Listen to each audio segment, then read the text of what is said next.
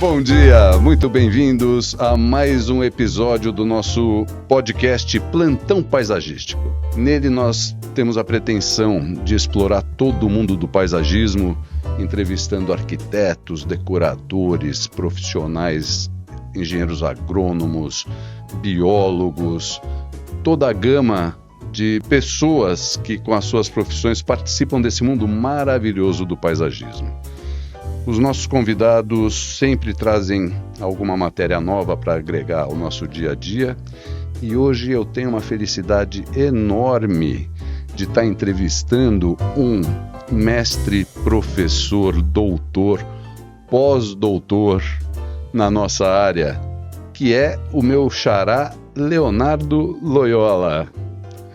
Muito prazer, Léo, muito obrigado por aceitar aqui o nosso convite. Uma honra, xará. E de vir enriquecer o nosso espaço aqui com toda a tua experiência, com toda a tua sabedoria. Opa, espero que possa contribuir aí com vocês. Com certeza, vai ser muito interessante você nos dar um pouquinho da sua experiência, principalmente, acredito eu, pela tua visão acadêmica, que se permeia com o mercado, né? Perfeito. Então nós temos lidado muito assim com o dia a dia do paisagismo, a rotina dos paisagistas, etc. Mas é a primeira vez que a gente tem a oportunidade de buscar a academia do paisagismo. E pelo que a gente já conversou, você é um mestre de longa data aí da área, né? Estamos aí há mais de 15 anos na estrada, né? Muito Essa legal. estrada acadêmica. Eu queria que você descrevesse um pouquinho para a gente, Léo, essa tua trajetória, como é que você chegou ao seu mestrado, ao seu doutorado e ao seu pós-doutorado e até os bancos da academia aí, a sua missão de trazer novos profissionais ao mercado. Legal, xará.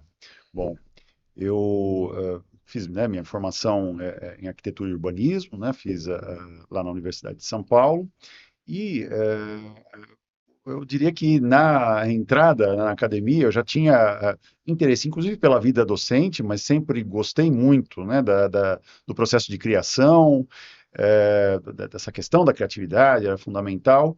E eu fui sendo envolvido pela área da paisagem no início do curso, mas ali no segundo semestre, entrando para o segundo ano, é que eu comecei a me envolver mais, assim, e acho que teve um papel muito importante de um professor lá na minha escola, que é o professor Silvio Soares Macedo. Ele, infelizmente, é falecido em virtude da Covid, mas foi uma figura vítima muitíssimo inspiradora para mim, é um cara que incentivava esse processo de criação e gostava muito das aulas dele, acho que ele era muito provocativo no que ele fazia e extraía, né, o melhor dos alunos dele. E ele me convidou para participar de uma pesquisa que ele estava desenvolvendo já há algum tempo. É um projeto chamado Quadro do Paisagismo no Brasil. Eu vi umas exposições de trabalho de orientandos dele num congresso de iniciação científica que estava acontecendo lá na FAUSP, e comecei a me interessar por aquilo e fui me envolvendo com esse projeto de pesquisa. E daí para frente a paisagem foi tomando um espaço aí cada vez mais importante na minha vida, né? E fui direcionando nesse sentido, fiz iniciações científicas relacionadas à área, rodei São Paulo toda, mas depois o Brasil inteiro também vendo projetos paisagísticos de diferentes escalas, né? E foi uma experiência muito importante para mim, muito transformadora, e isso me levou a querer profissionalmente seguir a área da arquitetura paisagística e comecei a mexer com trabalhos na área e também a aprofundar minha própria vida acadêmica nesse sentido, né? Fazendo pós-graduação, mestrado em compensações ambientais, depois doutorado, depois também o pós-doutorado, tudo relacionado a essa área, e atuar profissionalmente também nessa área e querer atuar na docência também relacionada com a paisagem, sempre foi algo muito importante. Então esse foi um espaço muito importante para aos poucos eu ir me aprofundando aí com a questão da paisagem. Muito legal, quer dizer que na sua trajetória você reconhece um professor que foi a mola propulsora para te levar a voos mais altos no paisagismo. Assim como durante as nossas conversas preliminares, nós conversamos sobre esse seu papel com seus alunos hoje em dia, né? Quer dizer, você me falou uma frase que eu achei muito interessante, que procura valorizar o potencial dos alunos, descortinar neles, assim, reconhecer as potencialidades e a capacidade de alguns alunos e trazê-los a se despertarem para a carreira, né? Sem dúvida, né? Eu acho que o professor tem um papel transformador importantíssimo, né? E acho que ao mesmo tempo que a gente tem que exercitar uma visão crítica para os nossos alunos, né? E também ter uma visão crítica em relação ao trabalho dos alunos, é fundamental ter esse papel de incentivá-los no que eles estão fazendo, a encontrar os seus caminhos, a se transformarem, né? Pelo que eles estão fazendo. Então, acho que isso é uma coisa fundamental na minha atuação como professor, acho que é uma coisa muito importante que eu levo em consideração. Qual a tua maior paixão nessa área, Léo? O que te emociona? Olha, bom, ver um jardim ou uma praça ou um parque executado sempre, né, é espetacular, né, ver essa coisa se transformando, mas eu acho que na vida docente é um enorme prazer ver o aluno se envolvendo com as descobertas, né? Descobrindo coisas novas, pensando por ângulos que ele não tinha pensado antes, ver eles amadurecendo, conquistando novos espaços, ver os alunos depois formados e conhecendo novas áreas e descobrindo novas coisas. Eu acho que isso é um prazer que sempre se renova assim, na minha vida como professor. É muito interessante. Lecionar também é um aprendizado constante. Às vezes você aprende também com seus alunos, né? Sem dúvida. Traz né? uma questão nova, se surpreende. Costumo dizer que um professor é o mestre da arte, porque eu imagino você com 15 anos de cadeira, lecionando nas faculdades, o tanto de experiências que você já acumulou, né, Léo? Sem dúvida, né? Acho que a gente transforma a vida dos nossos alunos, mas certamente os alunos também, e a vida docente, né, transformam a nossa vida, né? São muitos aprendizados, acho que de estratégias, de coisas novas. Eu acho que o quanto que é importante também, né, nessa atuação, a gente sempre está antenado com o que está acontecendo no mundo, e isso eu digo não só especificamente da área da paisagem, mas em relação a tudo que está acontecendo, o quanto que isso pode ser inspirações, né, para a gente trazer também para a nossa profissão. Então, essa atualização constante também ela é uma coisa fundamental e acho que é uma coisa que a gente tem que gostar de fazer. E eu sou um apaixonado pelo que eu faço e sempre estou buscando me atualizar o máximo possível, incorporar essas coisas. Você me disse que o paisagismo está em você, que você não consegue se dissociar disso, né? Até a vista maravilhosa que você tem da sua casa, que nós tivemos a oportunidade de conhecer agora, daquele belíssimo jardim do Museu do Ipiranga, né? Sim. Que é o parque é onde você desfruta daquelas paisagens todas, né? Certamente não foi acaso, né? Acho que isso realmente nos transforma, né? A paisagem. Eu não conseguiria hoje em dia viver num lugar onde eu não pudesse descortinar alguma paisagem incrível, né? De onde eu estou. Então, eu acho que é muito inspirador para mim, né? Todo dia também acordar e poder ver, ter essa vista maravilhosa e usufruir, né? Também desse espaço público que é incrível aqui para a cidade de São Paulo, que é o Parque da Independência, o Museu do Ipiranga. Então, isso toca a gente e a gente acaba trazendo também. Tanto, né, onde a gente mora, mas também para onde a gente vai, né, o bichinho da paisagem morde e a gente sempre tem um olhar ali que acho que cada paisagem nova que se descortina é inspiradora. De tudo que é paisagem, né, desde as mais, né, reconhecidamente belas, né, que o pessoal, mas também aquelas mais desafiadoras. Eu acho que tudo, né, pode nos inspirar e trazer coisas interessantes aí. Então a gente tem esse olhar, né? Acho que isso desperta essa área, nossa área de trabalho, ela desperta esse nosso olhar, né, nas várias escalas, nos vários lugares para onde a gente vai. Você traz essa inspiração toda para os seus projetos na vida profissional fora dos bancos da academia, né, Léo? Sim, sem dúvida. Você pode contar para a gente um pouquinho dos seus projetos Sim, privados da tua experiência, os melhores projetos, os que você não foi tão bem? O que você nos diz? vamos lá, vamos lá.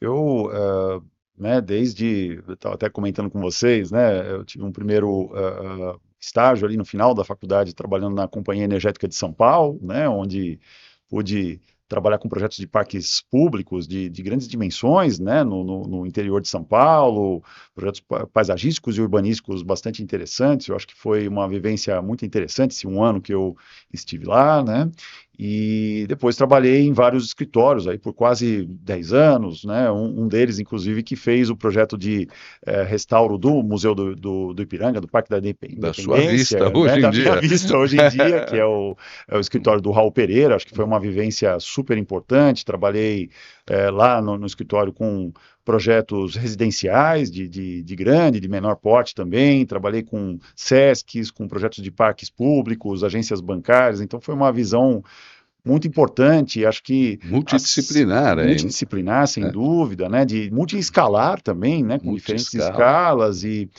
acho que o Raul é uma figura muito inspiradora para mim, assim, ele tem uma visão poética da paisagem, né, da vegetação, que sempre foi muito importante, um cara que sempre busca nas suas atuações sair do óbvio, então isso foi muito inspirador para mim. Trabalhei em outros escritórios também, como a Marta Gavião, que me trouxe uma experiência de mercado bastante interessante, principalmente de projetos residenciais, e também no próprio laboratório, na academia, lá na Universidade de São Paulo, pude me envolver com projetos paisagísticos, né? Fiz o projeto de uma praça no Instituto de Ciências Matemáticas lá de São Carlos, que foi muito legal também. Então Lá teve dentro da USP dentro São do Carlos campus da mesmo? USP Que São Carlos, legal. foi um projeto muito legal, se desenvolveu durante vários anos aí, e foi muito bacana ver essas transformações que ele suscitou, e tenho também, paralelamente, né, a minha vida acadêmica, feito atuação em alguns projetos paisagísticos, principalmente de jardins residenciais, ao longo desses anos, também bastante interessantes, né, eu gosto bastante também do projeto, né, então tem essa atuação acadêmica, mas também desenvolvo projetos sempre que me aparecem oportunidades, aí acho muito legal. Parabéns, Léo. Você é mesmo multi-homem. Sim, É acho que um grande professor, um grande projetista. Esse tema me ocorre sempre que eu olho e escuto você falando. Vamos derrubar os muros. Vamos avançar com as fronteiras. Vamos retirar as grades dos parques. Você acha possível? Eu acho que sim, né? É um desafio, né, contemporâneo. Eu acho que a gente tem, né, uma questão efetiva de segurança pública no país, sem dúvida, né? E eu acho que é isso que acaba incentivando o uso da nossa criatividade também para lidar com essas questões, né? No mínimo, diluir essas barreiras, mas sempre que possível também removê-las, né? Eu acho que os espaços, né, principalmente os espaços públicos, são o espaço do convívio dos diferentes, né? De pessoas que tenham diferentes modos de pensar, diferentes modos de vida, diferentes rendas, né? Então, esse convívio entre as pessoas ele é fundamental, muitas vezes é conflituoso e não tem como não ser, mas eu acho que a gente não pode também se entregar a essas dificuldades, né, no nosso dia a dia e tem que buscar soluções criativas para que a gente possa cada vez mais integrar as Convidar a pessoas, convidar todos. a todos a usar os espaços. Estou falando de espaços públicos, né, mas também podemos falar de espaços de apropriação pública, mas que às vezes são privados, né, espaços coletivos que as pessoas possam também conviver. Então, acho que esses acenos que a gente tem muitas vezes aqui em São Paulo, por exemplo, de espaços de fruição pública, né, como o Conjunto Brascan, como era até pouco tempo atrás a Setenco Plaza, lá na Paulista, que são muito comuns em vários lugares do mundo afora. Eu acho que precisaria cada vez mais a gente trazer esses espaços para o nosso dia a dia são espaços que mostram que é possível esse democratizar esses espaços, diluindo essas barreiras, sem ter muros ou gradis que façam isso, né? Eu acho que esse convívio entre as pessoas torna os espaços mais vivos e podem, né, transformar a vida das pessoas também. Acho que isso é fundamental. Por onde a gente começa? Rapaz, eu acho que tem que começar pensando realmente pelas pessoas, né? Então, pensar que possibilidades de usos as pessoas podem ter nesses lugares, o que a gente quer desse espaço para as pessoas, acho que isso é fundamental. Entender, né, ter uma leitura atenta do lugar é fundamental. Eu sempre falo para os meus alunos o quanto que a gente tem que primeiro escutar o que o lugar tem a falar para a gente, o que as pessoas que vivem naquele lugar têm a falar para a gente, para aí a gente começar a projetar. E muitas vezes ter esse ouvido e ter esse olhar parece uma coisa óbvia, mas não é, né? Muitas vezes a gente pode correr o risco de ir com uma visão, de algum modo, presunçosa em relação ao que o lugar precisa, e na verdade a gente precisa atentamente escutar o que o lugar nos Fala para pede. você, Então, eu acho né? que esse é o começo, né? Uma leitura atenta do lugar. Eu acho que esse convite democrático ao convívio das pessoas passa pela urbanização em si. Sem Realmente dúvida.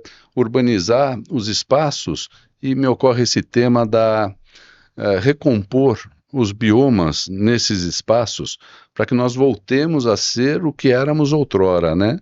Porque desde o descobrimento nós viemos aqui numa devastação completa dos nossos biomas, né? Viemos passando a máquina em tudo, cimentando, fazendo as praças duras, bancos de concretos, etc., né? Eu acho que a tua missão também contempla a restauração desses biomas, né?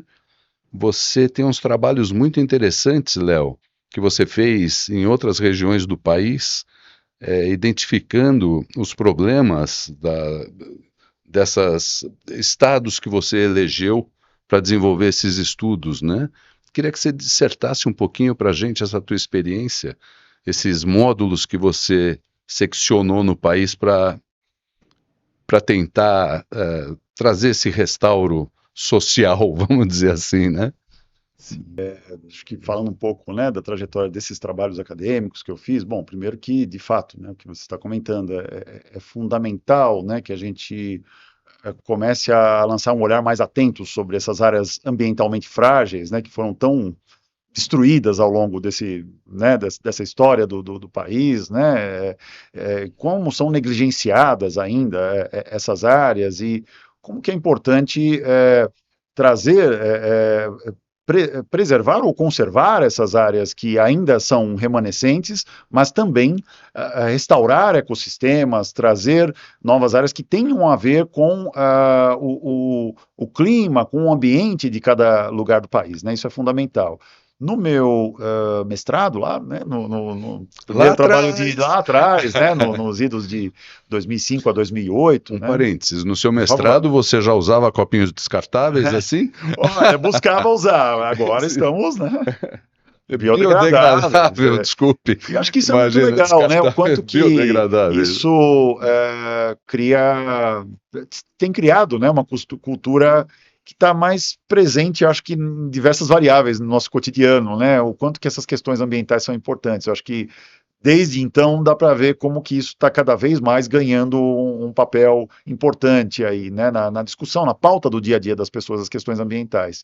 E lá, né, nos idos de 2005, eu já estudava a questão das compensações ambientais aqui em São Paulo, então, os termos de compromisso ambiental, como que é importante que, caso seja autorizada, né, uma retirada de vegetação, você tem uma recomposição vegetal ali, que como que a Prefeitura de São Paulo, inclusive, né, foi aperfeiçoando, aprimorando um processo de compensação ambiental que é um dos mais sofisticados do país hoje em dia. Isso data de 2005, Léo? Na verdade, o meu mestrado data de 2005, mas as compensações ambientais em São Paulo, elas foram passando de uma reposição, né, que é apenas uma relação 1 para 1, para algo que você tem que colocar mais exemplares vegetais ou até outras modalidades de compensação.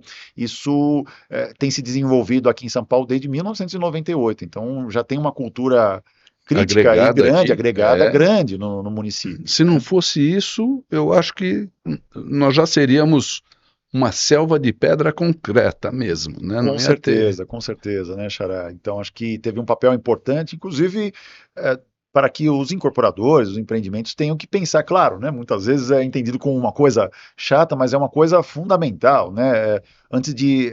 a compensação ambiental, ela tem essa questão de eventualmente ser autorizado, né, você plantar alguma outra coisa no lugar, mas eu acho que as medidas compensatórias, elas têm um peso significativo, né, inclusive no bolso do incorporador, porque a ideia é se criar uma cultura de não retirar essa vegetação, Exato, né, repensar o projeto de modo que você tire partido da própria vegetação que existe ali no terreno. Então, isso é uma coisa fundamental, né? Em alguns casos pode até inviabilizar o empreendimento. Sem dúvida, sem né? dúvida. É um freio Exato. a essa degradação toda. Exato, então acho que essa é uma das principais reflexões que até busco trazer ali do período que eu fiz análise, fiz até 2008, então foram 10 anos, né, da aplicação naquele momento, mas eu acho que isso se amadureceu desde então também e criou uma cultura crítica de projeto que realmente se tem que pensar a vegetação existente também, né, porque a gente vê ainda muito...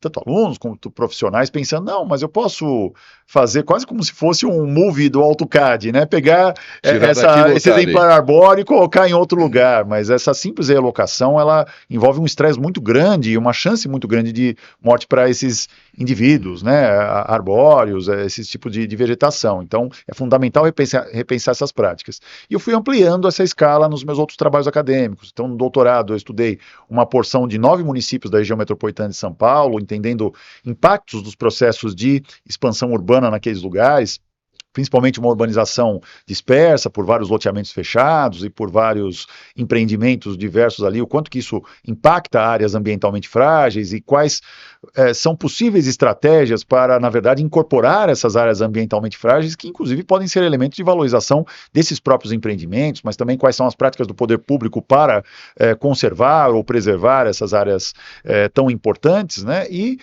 no meu trabalho de pós-doutorado eu ampliei a escala e aí sim fui para outros lugares do país, entendendo esses impactos da expansão urbana em diferentes biomas. Então eu peguei as 5 macro-regiões do país, peguei ali arredores de Manaus, arredores de Fortaleza, do Distrito Federal, aqui de São Paulo também, é um objeto próximo ali ao que eu estava já trabalhando no meu doutorado, e também no entorno da cidade de Porto Alegre. E entendi os diferentes impactos desses processos de urbanização, quais são os processos que desencadearam, né, esses impactos, o avanço dessa urbanização nesses diferentes biomas, quais as características desses biomas, quais as especificidades desses processos de expansão. Então, foi um estudo mais abrangente aí que eu busquei ampliar a escala do que eu já estava estudando em outras pesquisas acadêmicas. Qual a conclusão, Léo? O que você acha que disparou essa desenfreada urbanização? O que você acha que provoca esse processo de expansão desordenada? O que você considera como fator primordial gerador desse processo? São processos complexos, sem dúvida, né? E até teóricos, como o professor Raquel Ronick, lá da FAUSP, que até em alguma medida questionam o quanto que efetivamente é desordenado esse processo, né? Porque em alguma medida também o poder público ele renunciou ao papel dele de ausência de poder público. Exato, né? Então não se teve políticas habitacionais suficientes para conseguir abarcar esse que é um direito básico das pessoas, que é o direito à moradia, né? Tá previsto, inclusive, na nossa Constituição. Então, isso acaba criando um jogo muito perverso que, de fato, as pessoas não têm aonde morar e acabam ocupando, muitas vezes, áreas mais distantes dos centros, áreas mais frágeis ambientalmente. Então, é uma soma de fatores, mas há, sim, uma negligência aí do poder público nesse papel desse planejar, né? Onde esse planejamento ele acontece num vetor muito específico da cidade, geralmente relacionado com as maiores rendas, mas acaba, em alguma medida, fazendo vistas grossas para outros tantos lugares da cidade que seria muito importante a gente conservar ambientalmente ou preservar ambientalmente. Então, é uma soma de fatores que vai acontecendo isso, e agora nós estamos obrigados a colher o resultado disso colher tudo. o resultado disso tudo e pensar políticas que vão lidar com isso, e acho que esse é o principal desafio, né, contemporâneo, é como lidar com essa cidade que ela se consolidou nesses territórios e restaurar ecossistemas e lidar com tantos problemas, né, que acontecem nesse lugar, nesses lugares, né, a falta de uma infraestrutura mínima, essas questões de acessibilidade a serviços públicos. Então, acho que esse é o grande desafio nosso aí do século XXI, é não expandir ainda mais, porque a gente vê isso acontecendo tanto em áreas mais precárias, quanto também para as áreas de maior renda. Então, é como evitar esse processo de expansão. Não é mais necessário expandir, né? A gente tem, muitas vezes, uma quantidade de domicílios, é o caso aqui de São Paulo, que praticamente a conta fecha, né? Quem não tem moradia e o que tem de domicílios vagos, claro que tem aí questões até que tem que existir uma certa vacância, né? Para que economicamente a cidade funcione, mas ainda assim há muitos domicílios vagos, e eu acho que a questão é ocupar de uma forma mais racional o que já tem, ao invés de continuar expandindo, muitas vezes por especulação, desordenadamente. Sem planejamento. Pois é. Quer dizer que no paisagismo, especificamente, essa questão da recomposição dos biomas, as espécies nativas, as compensações ambientais, é uma parcelinha muito pequenininha para a gente recuperar essas áreas, né? Além disso, a gente teria uma porção de coisas da segurança pública até as vias de acesso a esses lugares, né? Mas é um bom começo, né? Sim, acho que é absolutamente necessário esse começo, né? Então, trazer essa infraestrutura, eu acho que muitas vezes, né, é uma discussão contemporânea que mundo afora tem ocorrido, né? O quanto que a gente pode, ao mesmo tempo, trazer determinados serviços de infraestrutura, né? Então, por meio de fitorremediação, por meio de jardins de chuva, de lagoas pluviais. Então, quanto que as próprias áreas para a recreação da população podem também ser esses elementos de infraestrutura que vão lidar com questões de drenagem urbana, com questões até mesmo de saneamento.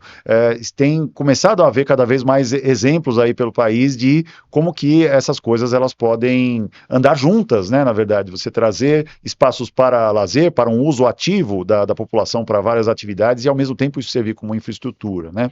E destacar que, assim, né, tem um papel, sem dúvida, né, ainda importante dessas ocupações precárias nesse processo de expansão, mas às vezes essa expansão também até pode ser ordenada, né? Então, se a gente pega particularmente em cidades de médio porte, de pequeno porte, eu vejo isso nas minhas andanças Brasil afora, né, o quanto que muitas vezes é pactuado entre o poder público e também, né, incorporadores, figuras importantes locais, a disputa por vetores de expansão da cidade para bairros muito bem planejados também. Então a gente vê isso acontecendo tanto em momentos que o poder público negligencia isso, mas às vezes isso acontece também, o próprio poder econômico também acaba cooptando o poder público para disputar esses, né, vetores de expansão. E aí acho que é pior ainda, é mais grave ainda. Sem dúvida, né, porque acho que tem São os dois papel extremos, né? Moral ali, né, dessas partes de mais alta, ético, né, das porções de mais alta renda, de também disputar lugares que muitas vezes causam impactos ambientais muito grandes e muitas vezes geram empreendimentos que às vezes ficam vagos ali por anos e anos ou nem sequer vingam, né? Isso nessas andanças Brasil afora também via acontecer muito. Então a gente tem papéis diferentes aí que vão acontecendo em diferentes faixas de renda, diferentes poderes econômicos acontecendo, né? Quer dizer, não é só a invasão pelo direito à moradia, mas também pela exploração da moradia. A gente tende a subestimar, né, o quanto que também não deixa de ser alguma invasão, só que vai por outros canais ali relacionados com o poder público, né? Você fez esse seu trabalho enorme sobre as compensações ambientais. Existem outras formas de compensação, além dos plantios de exemplares arbóreos, etc.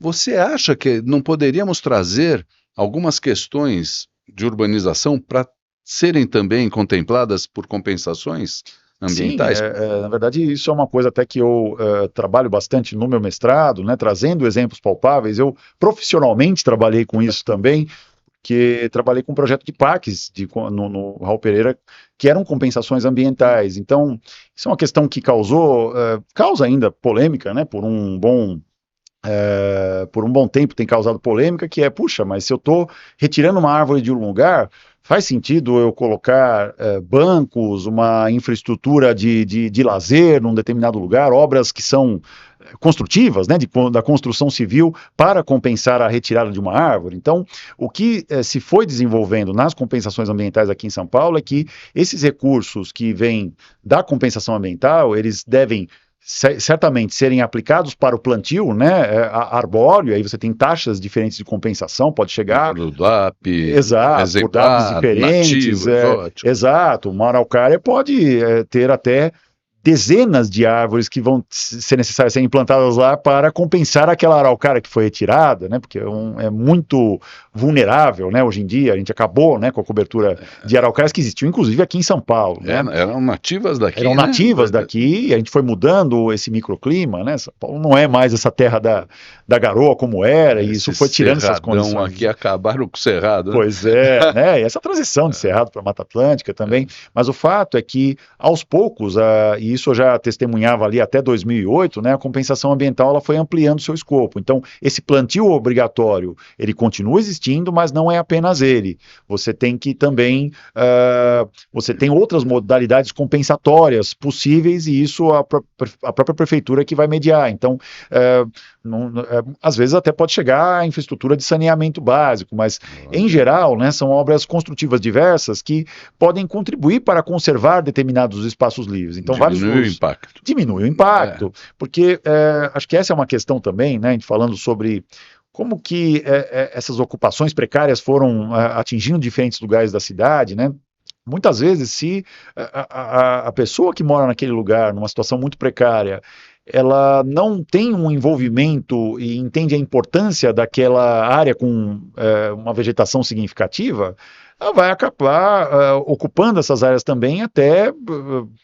porque, enfim, tem demandas necessárias de vida, né, para isso, mas quando necessidade mesmo, mas quando você começa a envolver essas pessoas e esses lugares que têm essa vegetação significativa que está sendo protegida ali, também é o lugar onde você tem práticas de lazer, né, no seu dia a dia, você leva os seus filhos para brincar, você pratica esportes ali, você se sente muito mais envolvido e você tende muito mais a querer também proteger aquele lugar. Então isso é uma coisa que a gente observa, né? Então eu acho que... A teoria da vidraça quebrada. Da vidraça quebrada, sim, sem dúvida, né? Você repõe aquilo, você mantém aquilo num bom estado de qualidade e vai incentivando aos poucos as pessoas a também cuidarem daquele espaço, né? Uma questão de cidadania mesmo, né? Direitos e deveres. Então a compensação ambiental como algo que também permite obras de construção civil, eu vejo com bons olhos, desde que obviamente seja mantido também um plantio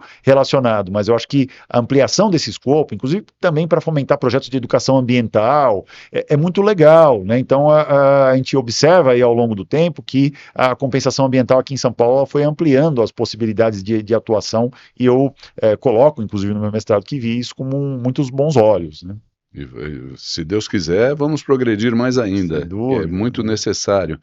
Eu estava raciocinando aqui enquanto você falava que essas ocupações, tanto a exploração econômica dos grandes incorporadores, quanto a necessidade básica de moradia, ambas acabam tendo, de uma certa maneira, a necessidade mesmo de uma compensação ambiental arbórea, além dessa que a gente colocou dos equipamentos urbanos.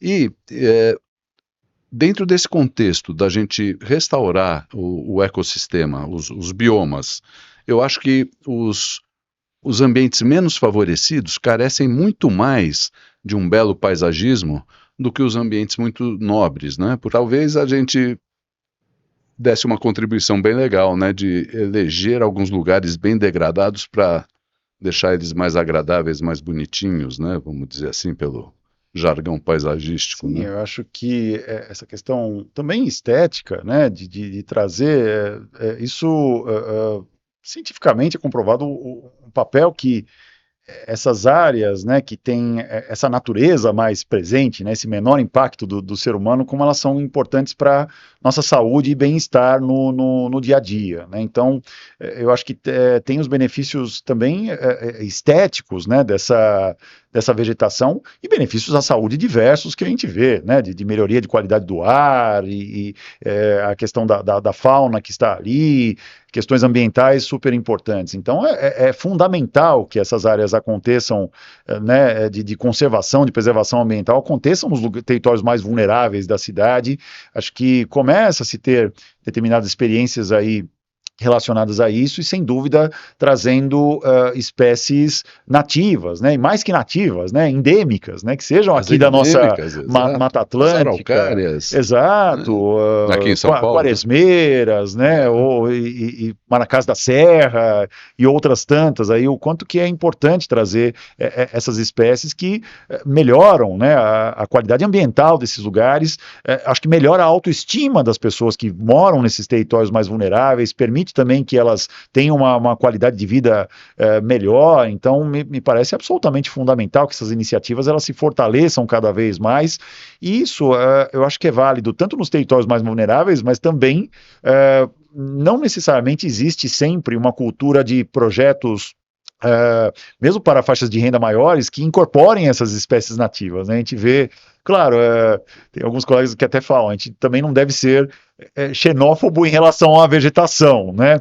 Existem espécies exóticas que funcionam bem no nosso país, são bem adaptadas, o que a gente não pode é trabalhar com invasoras, mas vira e mexe ainda a gente vê projetos paisagísticos, inclusive voltados para empreendimentos de maior renda, incorporando ainda espécies invasoras, né? Então isso é uma coisa que ao longo da minha atuação profissional também eu tenho buscado cada vez mais ser cuidadoso de olhar, né, a lista de espécies invasoras e não incorporá-las, e eu convido, né, colegas, o pessoal que está também aqui ouvindo, né, esse podcast, a olhar com mais cuidado quais são essas espécies invasoras e fazer o impossível para não utilizá-las em projeto. Então é uma responsabilidade nossa nas diferentes rendas, né?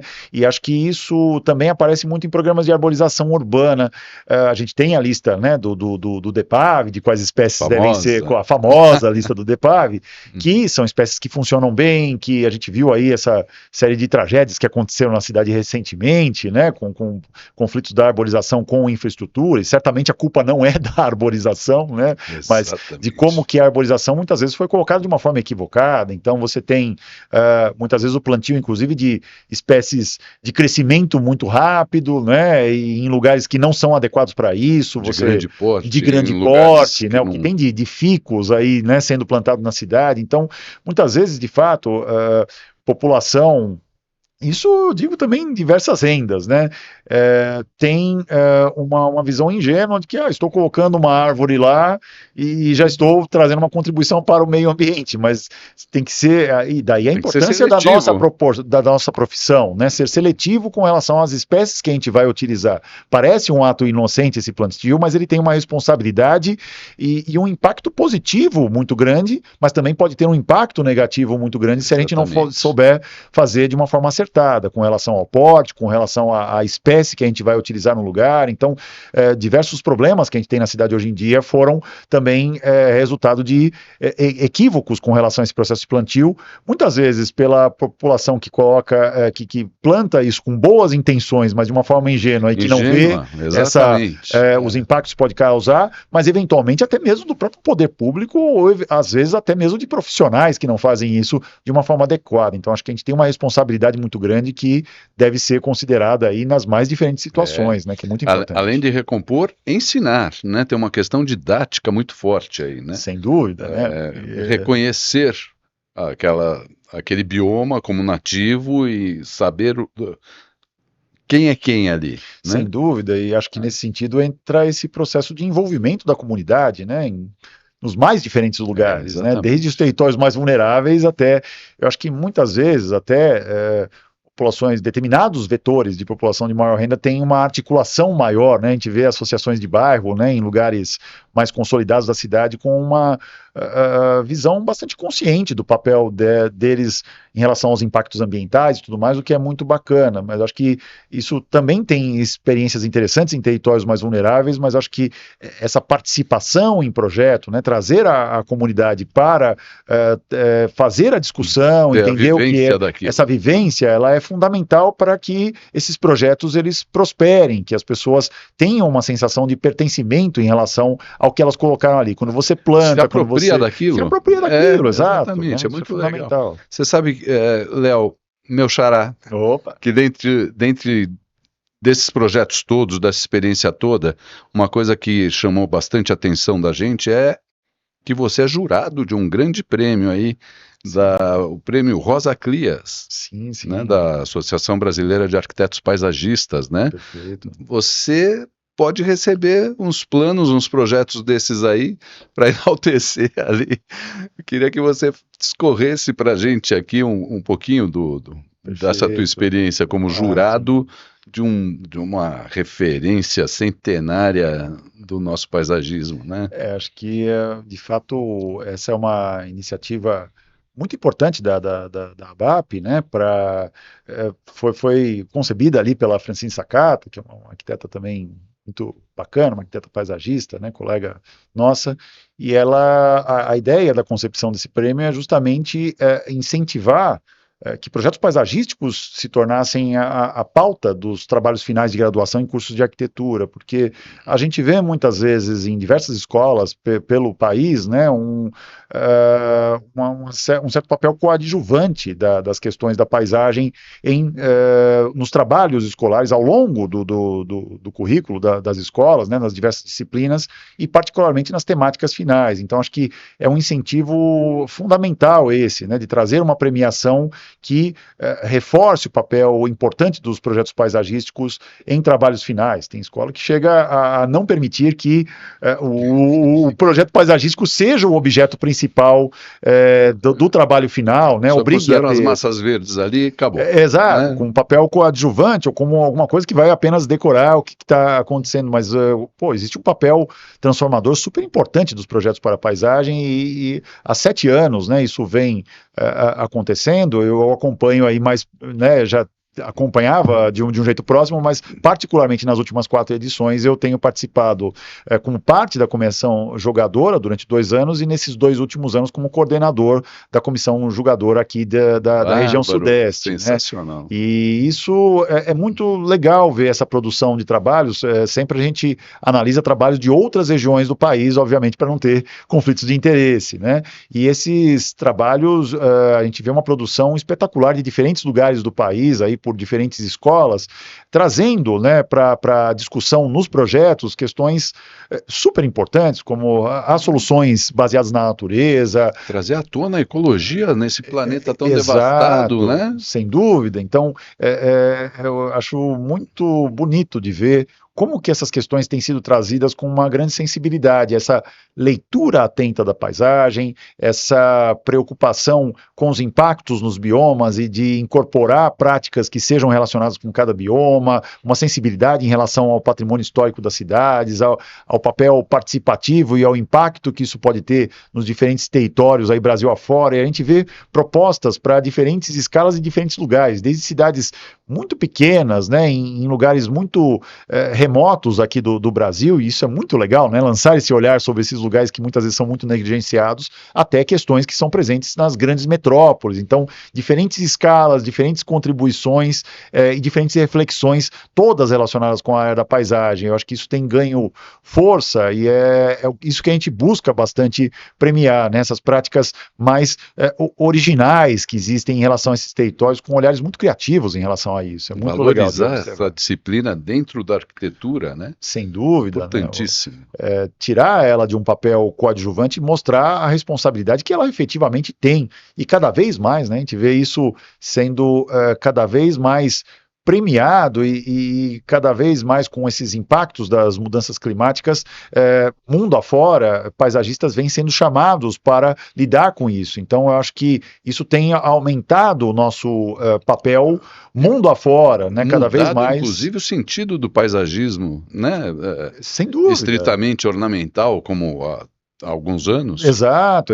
Acho que ainda tem muito, né, a se avançar. Eu lembro certa vez, em 2009, num congresso de paisagismo, conversando com colegas de outros lugares, num congresso internacional, um colega da África do Sul comentando algo que a gente acaba ouvindo, né, às vezes na nossa prática profissional, que fala, bom, eu faço todo o projeto de piso, dos elementos, né, de água e tudo mais, aí depois o paisagista vai chegar lá só para fazer as bolinhas das árvores, né? E não, né, nós temos um papel muito importante na estruturação desses espaços, que vão ser espaços que têm impactos positivos na vida das pessoas. Então, isso, eu acho que esse papel de protagonismo do projeto da paisagem, ele Você falou tem... o termo, protagonismo da paisagem.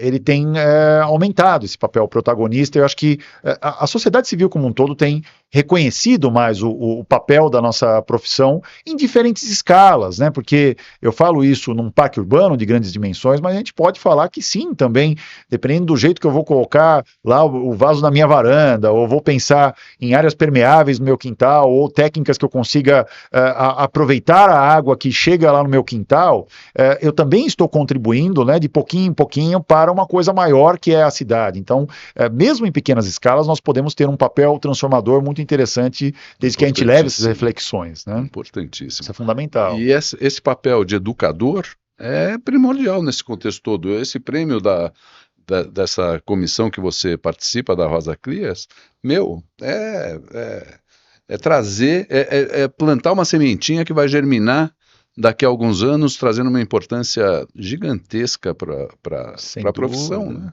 Acho que esse papel de conscientização, né, em relação a esses jovens, né, arquitetos, arquitetas, é fundamental, e isso vai transformando, vai criando uma massa crítica que a gente já está observando o quanto que isso tem transformado de geração em geração. Então, acho que isso, esse projeto paisagístico, né, com um elemento de transformação, que sim, também tem as suas atribuições estéticas e tudo mais que são necessárias e são bem-vindas também, e talvez um dos grandes prazeres da nossa profissão, elas andam junto com outras contribuições e responsabilidades importantes para a nossa sociedade como um todo. Isso é fundamental. Vamos começar a planejar as casas nas árvores. E não as árvores nas casas, né? Sim. Inverter a lógica, pensar, né? Uma cidade onde esses ecossistemas sejam estruturadores e a gente reduza o impacto das urbanizações que estão acontecendo ali, como também cavar, né, de modo que esses ecossistemas eles estejam mais presentes no nosso dia a dia, na cidade que já se consolidou. Para a né? saúde mental do ser humano. Sem dúvida. Léo, muito bacana. Eu vou fazer com você agora uma brincadeira que a gente sempre traz para o final do nosso bate-papo, que é o famoso ping-pong. Opa, vamos lá. O bate-rebate. Tem que traçar um pensamento assim que te ocorrer no momento, vamos lá. Sem muito raciocínio, tá vamos bom? Lá. Então vamos lá. Qual o maior vilão dos seus projetos? Acho que a falta de comprometimento, né? Seja de quem for ali, né? Dos responsáveis, dos envolvidos. Acho que isso realmente atrapalha bastante o projeto. O que não pode faltar em um jardim, Léo? Criatividade, né? Tem que estar presente nas diferentes escalas. Qual foi o seu projeto mais desafiador? Olha, eu diria Essa que... é difícil, né? Pensando, né, eu acho que não tem um único, mas projetos que se estendem por muito tempo, né, tem desafio de uma resiliência de como você vai lidar com prazos, com pessoas, né? Então, diferentes projetos, tanto em escala pública como privada, mas esses que se desenvolvem por mais tempo, exigem a nossa resiliência, são os mais desafiadores, de fato. E vai fazendo os as-built, vai trocando. Exato. Qual o maior aprendizado da sua carreira, Xará? Cara, acho que eu vou falar um pouco mais, né, dessa vida docente, né? Eu acho que respeitar os meus alunos, respeitar os meus clientes, sem dúvida também, né, profissionalmente, mas e ver as capacidades deles, né, e entender o papel transformador que eu posso ter perante essas coisas, acho que é uma coisa fundamental. Então, respeitar a criatividade deles, incentivar isso cada dia mais como professor, eu percebo isso como algo importante. E também suscitar boas perguntas a eles, perguntas que às vezes nem eles mesmos imaginariam que eles têm, né? Meus alunos, meus clientes, acho que isso é fundamental, esse papel de despertar essa curiosidade, essa criatividade. Parabéns. Um conselho para quem está iniciando na profissão de paisagista. Bom, acho que a gente permeou um pouco isso também aqui na nossa conversa, mas eu acho que nunca esquecer que os nossos projetos são para pessoas, para melhorar a vida das pessoas, tem um poder transformador na vida das pessoas, e as pessoas devem ser a medida para tudo que a gente faz, tudo que a gente projeta. Acho que isso é fundamental. Parabéns, Léo. Olha, é uma honra a gente beber um pouco da sua sabedoria, tomar um banho na sua cachoeira. Muito obrigado pelo papo, pela sua disponibilidade. Imagina, foi um Eu prazer. tô com vontade de matricular ali na tua Seja muito bem-vindo. na tua escola. Vou aprender muito com você. Foi um enorme prazer, uma super honra estar aqui, trocando saberes, trocando experiências com você, foi muito legal. Muito obrigado pela oportunidade. O Léo tem uma participação pessoal na minha vida, porque ele transformou a vida do cara que eu achei que fosse ser o meu sucessor.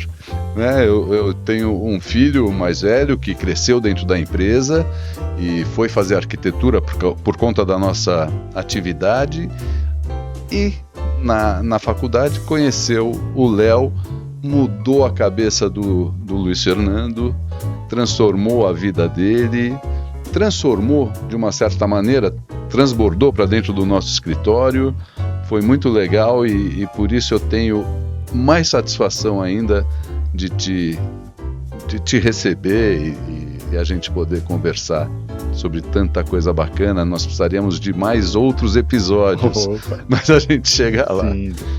Então, eu quero agradecer, quero salientar que se você pretender acompanhar esse podcast na íntegra, você pode acessar o @ipsp.paisagismo, tanto no Instagram quanto no YouTube, em todas as mídias sociais nós estamos presentes ali, trazendo um pouquinho do Léo Loyola. Muito obrigado, Léo.